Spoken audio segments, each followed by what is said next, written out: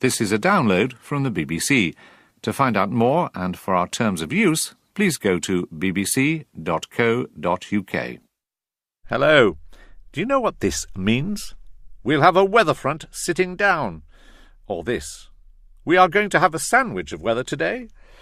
I don't know, and neither do some feedback listeners who've asked me to find out what is going on at the BBC's Weather Centre. Well, to hear is to obey. I don't listen to the weather forecast for information about picnics and barbecues, or to be told if I should turn on my central heating or take an umbrella when I go out. We are listening for facts. Also this week, how do you decide when someone, famous or not, has a right to privacy? And when the public's interest is not in the public interest? The PM programme's Privacy Commission has been inviting listeners to help it draw the line between public interest and unwarranted intrusion. Hugh Grant, once stung but apparently not twice shy, has been helping out.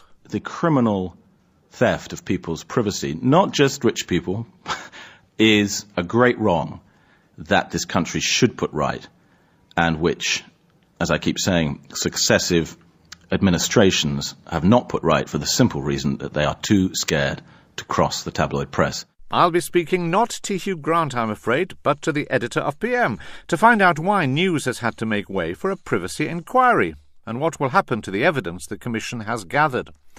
We begin not for the first time with complaints, or rather with complaints about the way the BBC handles them.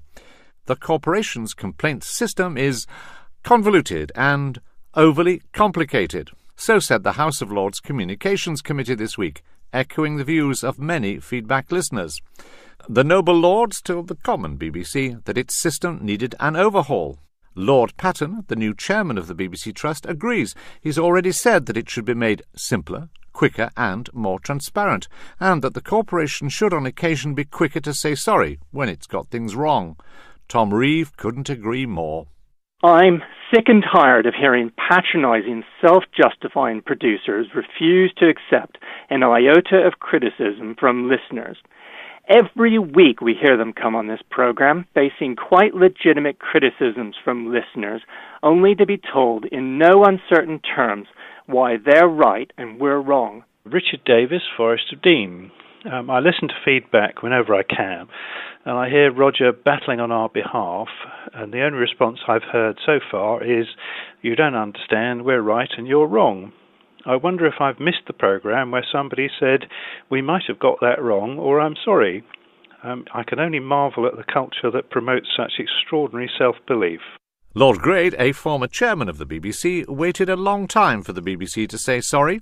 He's a trustee of Band-Aid, which eventually won an apology from the corporation after a World Service programme gave the impression that Band-Aid and Live Aid money had been diverted by rebels to buy arms. No evidence was produced to back that up. This is what he said in evidence to that Lords Communications Committee. Well, I'm a man of the world. I've been inside the BBC. I know how it works. I know the people that are dealing with this thing, and I'm having a problem. Goodness knows poor members of the public having to get seek redress from the BBC when they don't know how the system works, who to write to by name or anything. It's hopeless, absolutely hopeless. But if Lord Patten agrees that the BBC's complaints procedures should be improved, he is unlikely to agree with the Lord's suggestion that the final say over complaints should be taken away from his BBC Trust and given to Ofcom, the commercial broadcasting industry's regulator. Torrin Douglas is the BBC's media correspondent. Torrin Douglas, why is the Lords Committee dissatisfied with the BBC's complaints system? They say it's far too complicated, convoluted. They say there are so many different processes for different types of complaint that audiences just can't find their way around it. They say they need clear advice on the website. They say there should be a one-stop shop. And basically, it's just not easy enough to complain. And has the BBC conceded any of these points in its evidence, in particular Lord Patten's evidence to the committee? Yes, Lord Patten said that he thinks that all of the people at the Trust think the system can and should be improved, and it should be made simpler, quicker and more transparent. I think the difficulty is actually how you do that, because when you look at the report of the peers, it is a complicated system. The question is how, particularly when there are other regulators such as Ofcom, how you simplify it. Can I put it to you, Torin, as perhaps kind of veteran, can I call you that, of the BBC media issues, whatever. We have been here before, but every few years the BBC says, yes, we're going to update our complaints procedure, make it more efficient, and seems to satisfy nobody. Why is it such a difficult issue? Well, partly because there are lots of different things to complain about. You can complain about programme quality, you can complain about sound quality, there are things about what used to be called taste and decency and is now harm and offence. There's impartiality and accuracy. Impartiality and accuracy are handled by the BBC. Ofcom does the others, all sorts of different things. And you can complain to different places. You can complain to the programme itself. If you go on the BBC website, it says you can go through audience services, you can email them, there's an address. All of those things, as you say, have been looked at before, and they've not come up with a system yet that satisfies everybody. Well, Lord Patten has promised to improve matters, and we await his proposals with interest. But what about this idea that Ofcom should be the ultimate arbiter? I mean, some have seen that as effectively saying to the BBC Trust, in the end, the key matters are not for you, they're for Ofcom. Is that a fair summary of the BBC's concern? That is a fair summary, but what they're particularly concerned about is impartiality and accuracy. I think they would probably be fairly relaxed about other issues going to Ofcom, even though, interestingly, the BBC Trust sometimes takes a tougher line on the BBC than Ofcom does. But why on impartiality is the BBC so concerned to retain, if you like, control of that issue? The BBC reckons that is absolutely crucial to the independence of the BBC from government. The BBC Trust is there. One of its main roles is to ensure the independence of the BBC from government. We all saw what happened during the whole Hutton inquiry when there was a big row between the government and the BBC over the Andrew Gilligan reports. When it comes to the crunch, the BBC Trust says that should be vested in them. Torin Douglas, thanks very much.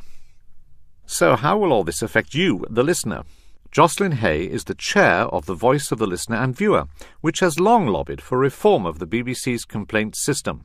She met up with the BBC chairman on Thursday to discuss it with him. We covered quite a range of issues because it was our first meeting with Lord Patten. The House of Lords report was one of them, the handling of complaints. We have had complaints from members about the tediousness and the difficulty of doing this. A number of people have found it very difficult to get satisfaction from complaints. Of course, some people are disappointed when their complaint is not accepted, and that isn't always possible. But I think people are put off if they get what they think is just a stock reply instead of being taken seriously. Quite often it appears that the person who's responding hasn't even read the letter properly. But we were pleased that Lord Patten, this is one of the things that he is going to look into and hopefully will help to streamline the process. The BBC Trust has said it's taken note of the Communication Committee's recommendations, which it says will feed into the conclusion of Lord Patten's current review into BBC governance. We're told that's due to be published in the summer, I hope before the end of this series of feedback. In the meantime, Lord Patten is making his first public speech as BBC Trust chairman on Wednesday. We'll be there, keeping an eye on him. Now back to those sitting fronts and sandwiches of weather. Raindrops keep falling on my head. My name is Mike Granville. I don't listen to the weather forecast for information about picnics and barbecues, or to be told if I should turn on my central heating or take an umbrella when I go out. Minimal clothing, I think, needed today in eastern England. Yeah, the heat is going to peak today. It's going to be very warm right the way across. You have limited time, so use it better with more concise language and learn that we are listening for facts, not to hear a projection of your personality in 2 minutes. My name's Judith Davis. Sometimes I laugh with the ridiculous phrases that are used. I could give you some examples. We'll have a weather front sitting down. We are going to have a sandwich of weather today. A little ribbon of cloud flirting with the southwest. Well, I mean, none of those phrases make any sense at all. This is Michael Hope. Please prevent the news department, particularly Today programme, using forecast time as a safety margin for interviews. Now, for northern England, it's going to be rather cloudy with outbreaks of rain, turning increasingly showery through the afternoon, but some of those showers will be heavy and thundery. Temperatures around 16 Celsius.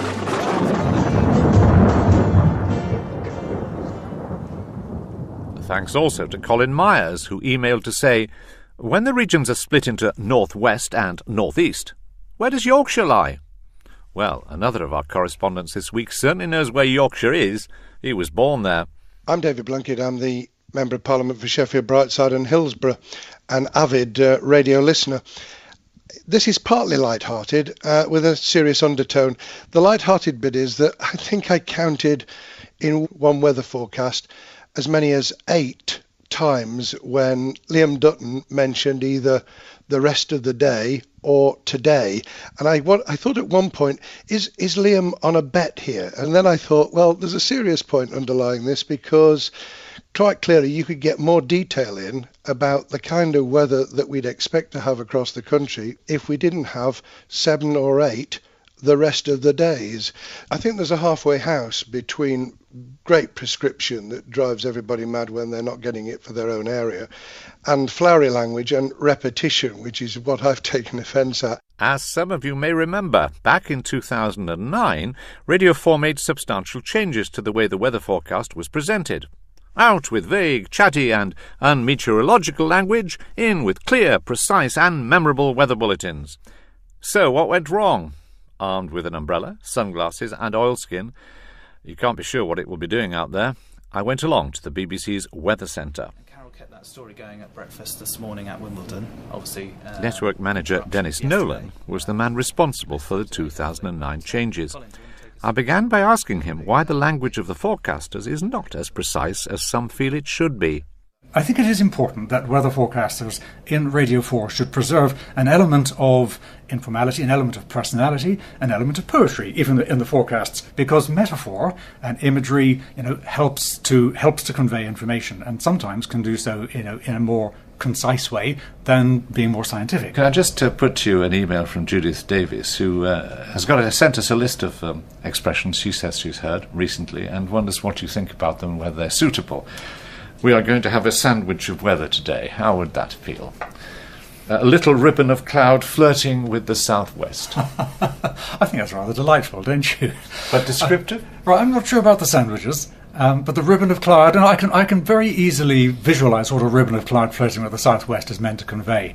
So that's quite a good metaphor, I think. But some of our listeners say, look, you've got a perfect example to follow, and this is the shipping forecast. We love it. It works. Why don't you just copy that? We don't copy the shipping forecast because, first of all, there isn't time.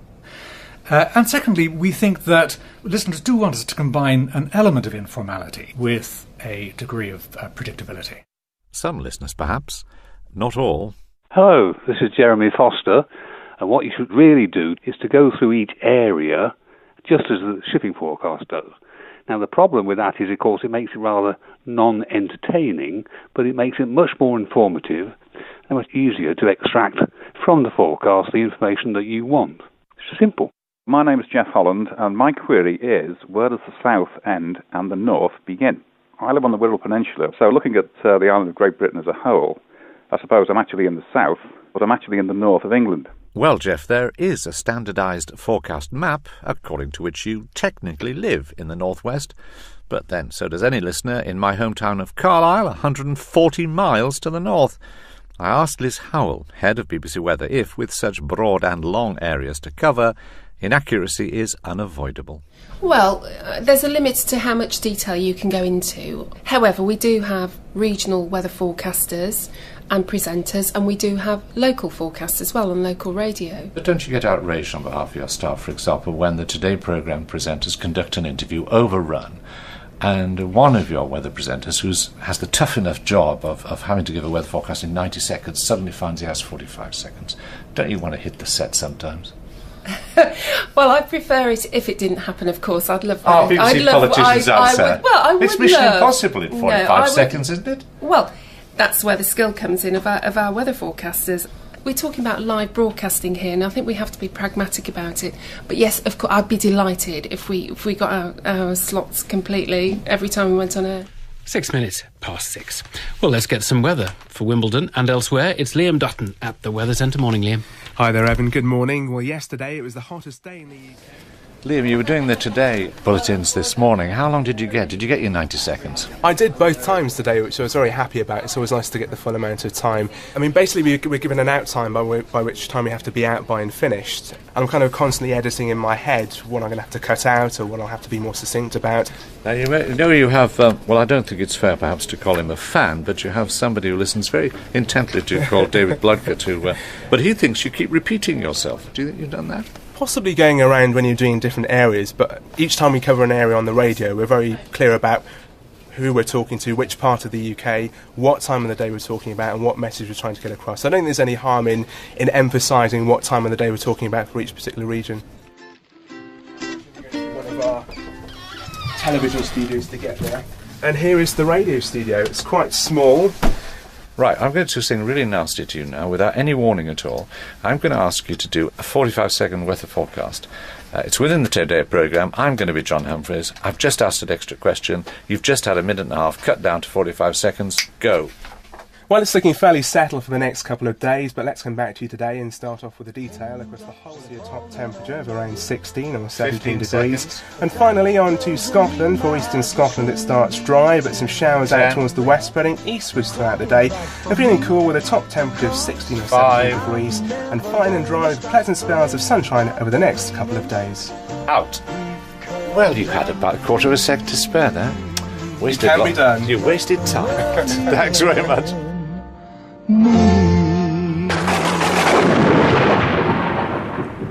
A tenth of a second out. Well, he's still learning. My thanks to Liam Dutton, Liz Howell and Dennis Nolan.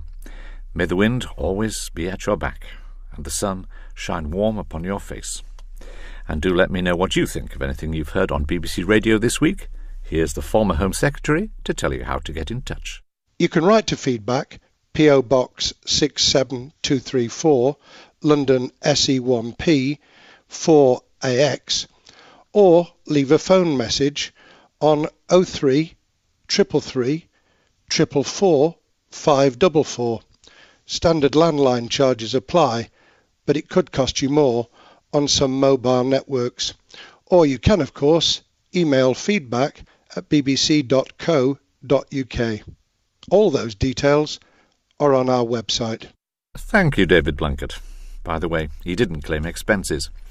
And if you wish to join my merry and burgeoning band of followers on Twitter, up 100% from 1 to 2, you can find us at BBC R4 Feedback. I jest, of course, we have 822 twits so far. Mind you, Weatherman Liam Dutton has exactly 1,001 more than me. I wonder why. I'm sure it's not because he's young, handsome, and in command of his subject. Last week we heard the Burmese pro-democracy leader and now Reith lecturer Aung San Suu Kyi talk nostalgically of those far-off golden days when Dave Lee Travis, DLT, or the big fat hairy monster, was on the World Service airwaves. Nostalgia was also evoked on Radio 3, where a vast treasure trove of forgotten gems has just been celebrated as part of the BBC's Light Fantastic Festival. It certainly brightened the mood of several feedback listeners. Roger Headley of Watford offers congratulations to all, including the BBC's truly magnificent orchestras. And Colin Brown calls on the BBC to get out of its ivory tower and play more light music. Jeff Oxley is also keen to hear more. All credit to Radio 3 for staging Light Fantastic, almost too much to cope with in one weekend. But in so doing, they highlighted the fact that there is this vast treasure house of music which is virtually ignored across the networks. Light music is squeezed out on one side by Radio 2's obsession with modern popular music, and on the other by what Radio 3 regards as, quote, serious music, which is a term rigorously questioned by Brian Kay last week. The seriousness and professionality of the composers and musicians creating light music is of just the same order as that of any other. So please, will the two controllers get together and give us back our music, preferably presented by the inestimable Brian Kay. So, is there room for more Radio 3 Lite? The august network gave us this brief response.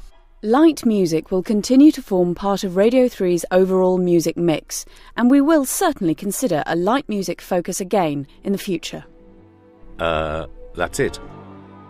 Now, over the last few weeks, hundreds of you have contacted Radio 4's PM programme to join its debate about an individual's right to privacy. The PM Privacy Commission is the programme's response to recent publicity surrounding so-called super injunctions. You know, the ones you're not supposed to know exist, let alone what's in them. Here's how PM's presenter Eddie Mair launched that inquiry. From next Monday, the PM Privacy Commission will be sitting. We've asked 3 eminent people to spend a fortnight or so taking evidence. You'll be able to hear the evidence in full online, and we'll have regular reports on their sessions here on the programme, and then the Commission will publish a report. What are the Privacy Commission's terms of reference? Well, you'll hear them in a moment. You can read them at your leisure on the blog, and most importantly, and I urge you to do this, you can suggest changes to the terms of reference. Here is the... A string of witnesses took the stand, including some who'd been stung by the tabloids, such as Max Mosley and Hugh Grant, and Helen Wood, who was threatened with an injunction over an affair with a footballer. They all appeared before the former chairman of the BBC Trust, Sir Michael Lyons, who chaired the commission. Well, I think, Eddie, the thing that I found attractive about the invitation was the effort to have a dialogue with the listeners of the PM programme, to get a much wider take on public views about the limits to privacy. And so I bring to this an interest in what the public feel about the issue, and a desire for a sort of probing examination on their behalf. Feedback listener Martin Ellis agrees that the issue of privacy is worth a more forensic look. The PM programme must be applauded for having the guts to take on this subject and to deal with it over a series rather than just a few minutes. Much of this has gone unreported for years because it involves press reporters themselves. Only some, of course, but nevertheless too many. But Peter Swallow has some searching points of his own about how the Commission is being run. I have a series of questions on how the members were selected, how they're being paid, who's giving evidence. Once this process is over, one wonders what is going to happen to the evidence.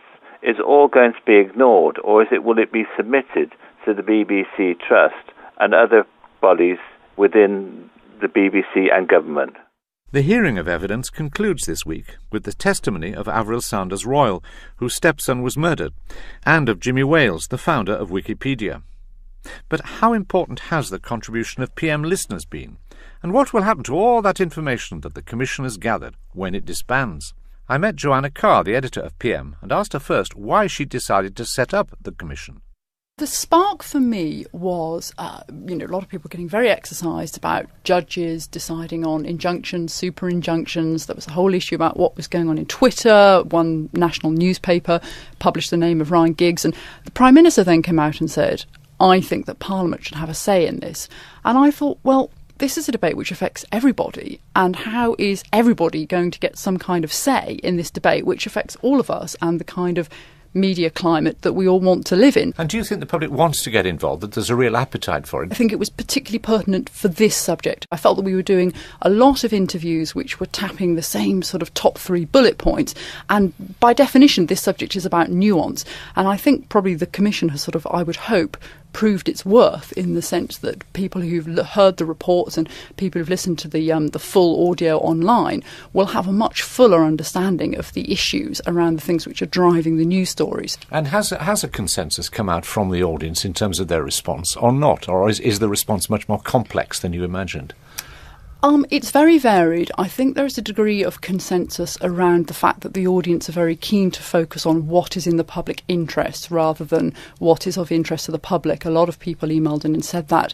But then outside that, there have been ranges of response from I didn't like X, I thought I was a charlatan, to he's my listener of the month at the moment, Neil Massiter, who is sending us an incredibly detailed response to every single one of the witnesses. I'm sending 2-page emails on every witness. Other people have just sent in one-off comments. Can I ask you about the commissioners themselves and the witnesses? First of all, did anyone get paid?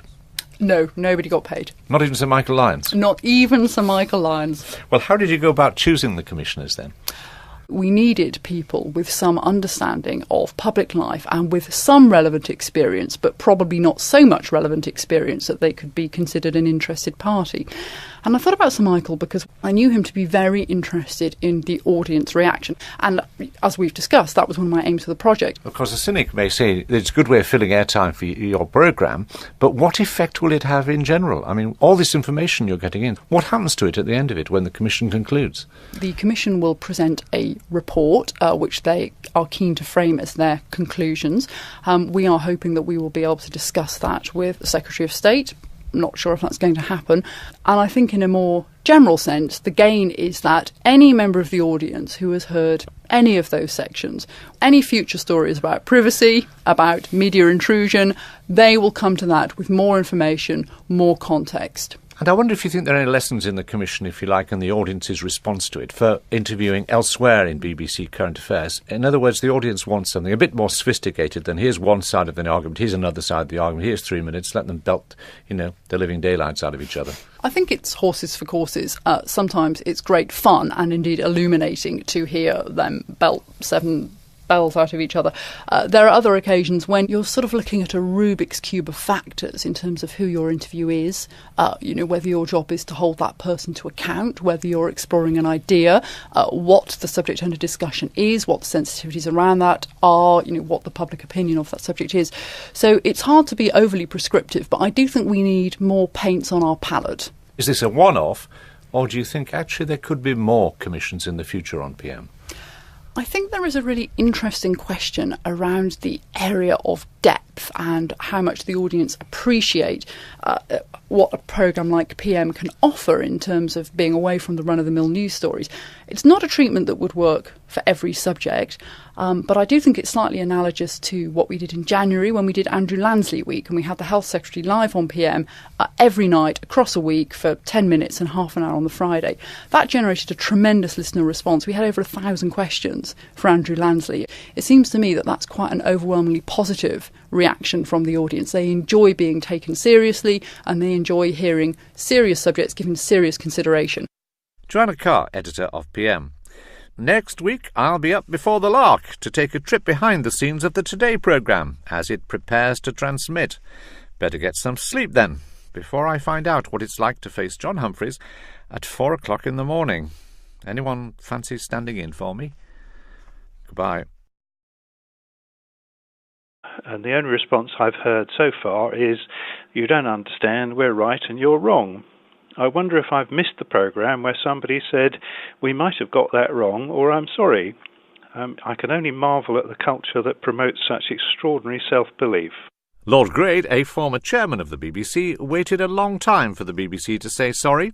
He's a trustee of Band-Aid, which eventually won an apology from the corporation after a World Service programme gave the impression that Band-Aid and Live Aid money had been diverted by rebels to buy arms.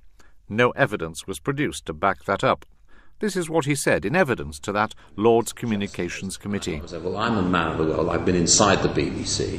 I know how it works. I know the people that are dealing with this thing, and I'm having a problem. Goodness knows, poor members of the public having to get secret dress. This is a download from the BBC. To find out more and for our terms of use, please go to bbc.co.uk. Hello. Do you know what this means? We'll have a weather front sitting down. Or this. We are going to have a sandwich of weather today. I don't know. And neither do some feedback listeners who've asked me to find out what is going on at the BBC's Weather Centre. Well, to hear is to obey. I don't listen to the weather forecast for information about picnics and barbecues, or to be told if I should turn on my central heating or take an umbrella when I go out. We are listening for facts. Also this week, how do you decide when someone, famous or not, has a right to privacy? And when the public's interest is not in the public interest? The PM programme's Privacy Commission has been inviting listeners to help it draw the locations committee this week, echoing the views of many feedback listeners. The noble lords told the common BBC that its system needed an overhaul. Lord Patten, the new chairman of the BBC Trust, agrees. He's already said that it should be made simpler, quicker and more transparent, and that the corporation should on occasion be quicker to say sorry when it's got things wrong. Tom Reeve couldn't agree more. I'm sick and tired of hearing patronising, self-justifying producers refuse to accept an iota of criticism from listeners. Every week we hear them come on this program, facing quite legitimate criticisms from listeners, only to be told in no uncertain terms why they're right and we're wrong. Richard Davis, Forest of Dean. I listen to feedback whenever I can, and I hear Roger battling on our behalf. From the BBC, when they don't know how the system works, who to write to by name or anything, it's hopeless, absolutely hopeless. But if Lord Patten agrees that the BBC's complaints procedures should be improved, he is unlikely to agree with the Lord's suggestion that the final say over complaints should be taken away from his BBC Trust and given to Ofcom, the commercial broadcasting industry's regulator. Torrin Douglas is the BBC's media correspondent. Torrin Douglas, why is the Lords Committee dissatisfied with the BBC's complaints system? They say it's far too complicated, convoluted. They say there are so many different processes for different types of complaint that audiences just can't find their way around it. They say they need clear advice on the website. They say there should be a one-stop shop. And basically, it's just not easy enough to complain. And has the BBC conceded any of the line between public interest and unwarranted intrusion? Hugh Grant, once stung but apparently not twice shy, has been helping out. The criminal theft of people's privacy, not just rich people, is a great wrong that this country should put right, and which, as I keep saying, successive administrations have not put right for the simple reason that they are too scared to cross the tabloid press. I'll be speaking not to Hugh Grant, I'm afraid, but to the editor of PM, to find out why news has had to make way for a privacy inquiry, and what will happen to the evidence the Commission has gathered. We begin not for the first time with complaints, or rather with complaints about the way the BBC handles them. The corporation's complaints system is convoluted and overly complicated, so said the House of Lords Community